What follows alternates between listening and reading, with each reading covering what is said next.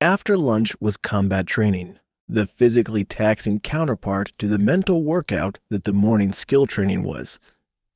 Karl was certain that if they kept this up for much longer, he would be completely exhausted and just operating on autopilot within a few weeks. But Sergeant Rita didn't seem too concerned. Isn't it a bit much to have high-intensity classes all day long?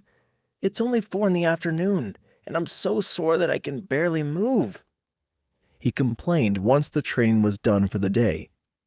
Fortunately, you have the garden on your balcony to help refresh you until your body adapts. Give it a few weeks, and this will be completely natural to you, Rita insisted. Is that even how it works? The sergeant sighed at his whining and helped Karl to his feet.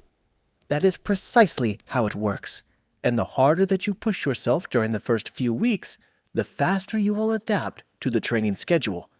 Short-term suffering for long-term gains. Karl sighed. He couldn't actually prove her wrong, but he had a sneaking suspicion that as he got stronger, the training would get harder, so he would never actually get to adapt to the training level. All right, I'll go meditate and get some dinner then. It seems to help with the mental space where Hawk stays. Karl reluctantly agreed. The sergeant didn't argue with him any further. She just took out her notepad to write down her observations about his practice, and the remark about meditation helping. Karl knew that it would likely make it into his routine now that she knew, but it was for the best, as he was going to need it to keep the Windspeed Hawk happy in his living space.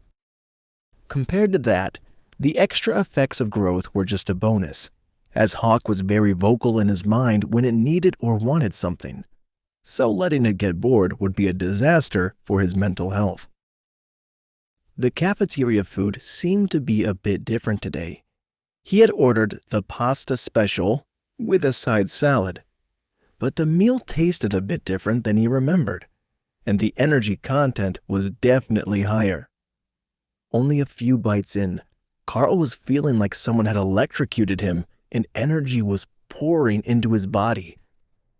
He finished the meal and was going to go for a jog to burn off some energy, but it seemed like it would be more worthwhile to meditate and try to integrate some of this energy into the taming space. Hawk was the main source of his power and advancement, so the more that he could do to help the beast grow, the better off he would be by the time that he graduated. But Karl was beginning to understand why some classes never managed to advance or even unlock their skills. If he hadn't picked up that egg and found compatibility, would he have ever guessed that petting monsters was the answer? Probably not. You would have to be an idiot to try, and the academy certainly wouldn't have given him the opportunity to touch a living monster, just on the off chance that it worked and he didn't get killed. Once he settled down in the hammock, his preferred meditation spot, and began to focus the extra energy in his body toward the upgrades for Hawk, he found that the excess was transferred very quickly, and in only an hour, he found himself hungry again. He could meditate as usual, but the tree was growing quickly in that mental space, and there were some blades of grass around it now. If he just kept loading up on energy, he could probably do much better now than he had before. What had changed wasn't clear, but he could ask the kitchen staff if the menu changed. It might just be the meat from a different monster that was more compatible with him. If that was all that it took, he could request it all the time. The kitchen worker looked at him a bit strangely when he returned so soon after a heavy meal, and Karl gave her an apologetic shrug. It seems that with the breakthrough in my abilities over the weekend, I've got some catching up to do. Even an hour of practice leaves me starving, so I hope you don't mind if I stock up on food to go, Karl explained as he began to load plates. Just tell me what you need and I will bring it up in the service elevator, the older woman informed him with a smile. Did you change the recipe for the pasta special? It seemed different than I remember, he replied. Nope, same ingredient batch as last week. We didn't get anything in for that dish. Did you want to try a selection and see what works for you? I know that some of the classes get a taste for new things as they train. The berserkers in particular like extra spicy foods, and the more powerful they get, the spicier they want. That sounds like a great idea. If you can give me a bit of each of the specials to start, I will pick the ones that seem best. Karl agreed. She began to load a plate with a little bit of everything, and Karl took it back to an empty table, where he began to work through them one at a time.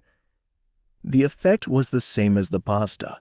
His body was just absorbing much more energy from the food than it had been before, and the excess was building up for him to channel into Hawk's surroundings. Karl smiled at the cafeteria lady as he returned his empty plate. I think that the pasta and the meatloaf are the two best specials of the day. But whatever changed in my body, they're all better for my training efficiency. How much do you need for the evening?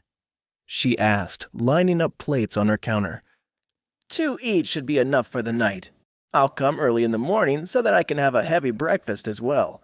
Karl smiled at the lady again and left.